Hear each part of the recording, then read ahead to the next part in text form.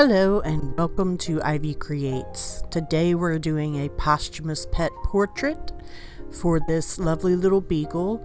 We're starting out with our black and white photo and some graphite paper just to get our proportions correct and our outline done, so it will be as perfect as we can make it. Thank you so much for watching. Welcome to Ivycreates, where we're teaching you easy ways to do things. And this is our pet portrait series. So this is the easiest way I know of to do a pet portrait and get it correct. I'm glad you're with us. Please subscribe and share. And if you have any questions or comments, leave those below. But you can see that I'm just going and getting my lines down so that I can go back and start coloring it in.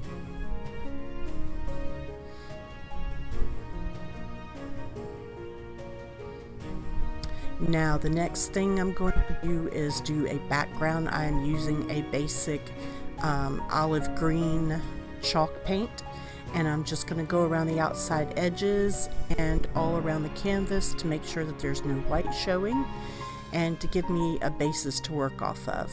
I'll go back and add a little bit of a beige color on top of this to give it more dimension and work from there. Now I'm color blocking, because all I'm doing, and this is the easiest part, you're not worrying about any details. You just go in and you block in some color as a base coat for your painting. And you'll go from there to add in a little bit more details. But the first thing we want to do is look at our picture.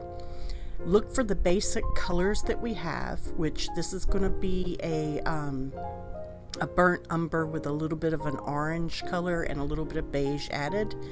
And then we go in from there and add our details. I begin details with my Faber-Castell artist pit pens. These are like an India type of ink, and I am just adding in, still color blocking and not worrying about specific details, but adding a little bit more and more each and every time I go through. So I'm using this peachy colored pen because I love the way that it kind of glides into the different colors of fur. And I'm using short strokes around the nose and the muzzle. I'm going to use little dots like polka dots. And then around the rest of the face for the fur, I'm going to use short strokes that kind of end with me pulling up on the pens. And you'll see that I add more and more, and I'm referencing my picture, my photograph as I do this. I will go back and forth several times, making it darker or lighter as needed. And the good thing about these Faber-Castell pens is that they actually blend, and no, they don't sponsor me, not getting any money from them, but they kind of blend into other types of paints and colors, so they're very good to use as a paint because these are brush pens. And you'll see I'm just adding, and the more you add, the more little details you can find on there, and you can layer it and layer it and layer it. And that's what we're going to do to give it that realism, because oftentimes the fur on the underside of a dog, below their skin below their fur, is going to be a different color than what their actual fur is. So you have to layer it to give it that look. And you can see I'm just adding little polka dots on the nose to add more and more detail. And these are the creases and folds around the eyes that are darker, especially where the tears kind of drip down into the fur a little bit.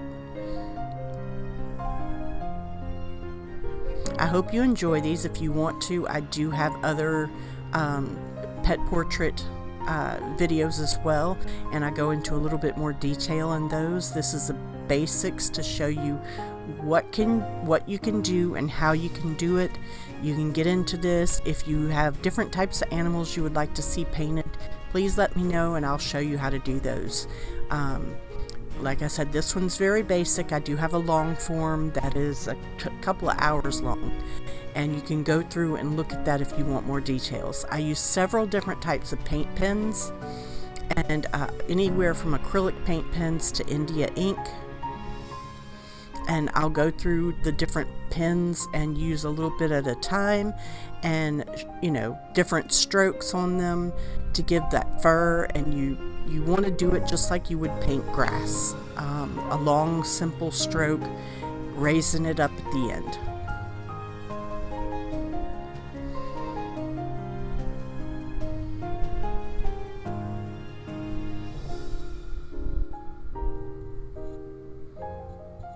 Now, these dogs, a lot of times when you take photographs of them, their eyes will look black, and especially if they're dark brown eyes, they'll look black. So I always tend to go back and lighten it up a little bit to give you that soulful dark eye, but to make sure it's still showing that it's brown and not completely black. So you'll see me go in and I add like just a little sliver of a color of copper in their eye to give it that lighter color. And now I'm going back in again and adding more darker colors in the fur, and you can see I've changed the position of the canvas. And they always say that's the mark of whether or not you feel that your proportions are right and everything. If you can turn the canvas completely around and you still feel like your proportions are correct, then you've done good. And a lot of times it's good to get that different perspective, and so you're not laying your hand across the canvas, which I have a tendency to do. I will often also stick my other hand up under my wrist just so it won't lay on the canvas. The paint pens, though, they dry really, really fast, which is convenient for the type of painting I like to do.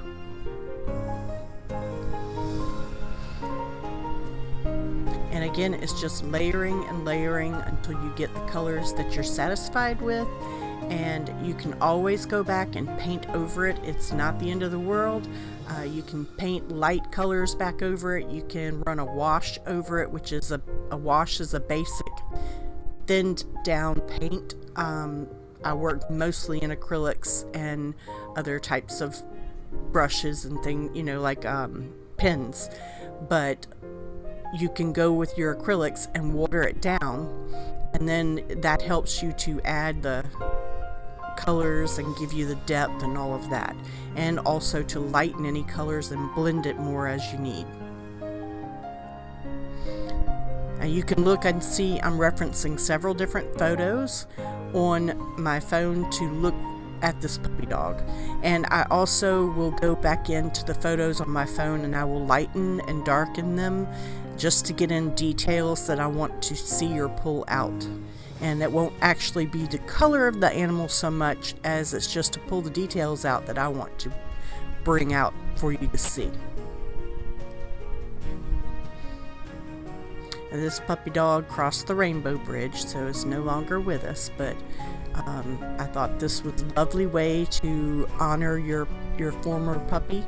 I call all dogs puppies, that's just me, but a great way to honor them is to do a portrait of them, and I'm glad and proud to do it.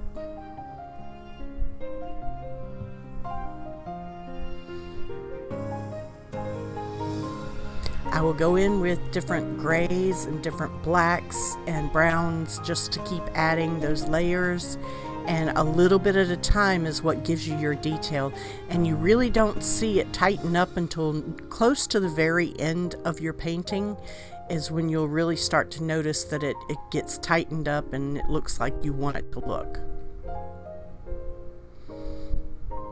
Again, polka dots on the nose, just dotting and lining just a little tiny bit on the mouth.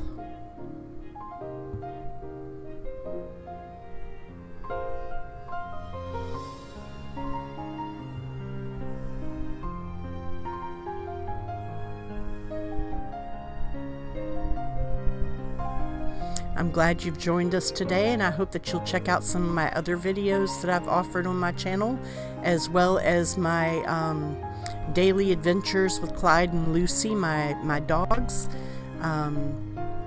Check those out as well, and if you have any questions or comments, please leave them below. I'm always interested to find out what you guys thought about it, what you would like to see more of, if you would like me to slow it down more, because this is just a short form of a painting. I can slow it down quite a lot, but I think this gives you an idea of what to look for.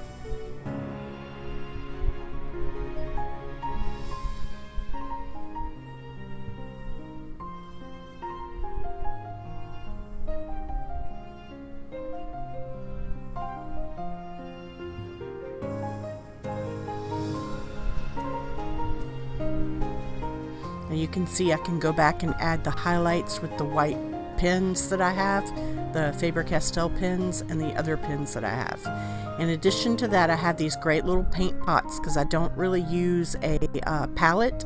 I like to use the paint pots, and you find those a lot of times in your sample packs of paint and stuff, and it's great because you can put a lid on it and you don't have to worry about your paint drying up, and you can reuse paint over and over again. So I'm just going in here with a thin down like olive green colored paint, and I'm just thinning down that grassy area, and then I added some beige to the top, to the sky, to lighten it up a little bit, just to make more of a difference between the ground and the sky. And of course, make sure you're painting your edges because you don't want to leave white edges. Not everybody's going to want to get a frame. Some of them will just hang it as is. So, and I use my heat gun to make the paint dry faster. And I'm going to add in little details now with my paint pens. And one of the pictures that this puppy had was in a field of clovers, so I wanted to add a few clovers in this. Thank you very much for watching. I appreciate you being here and spending your time with me today.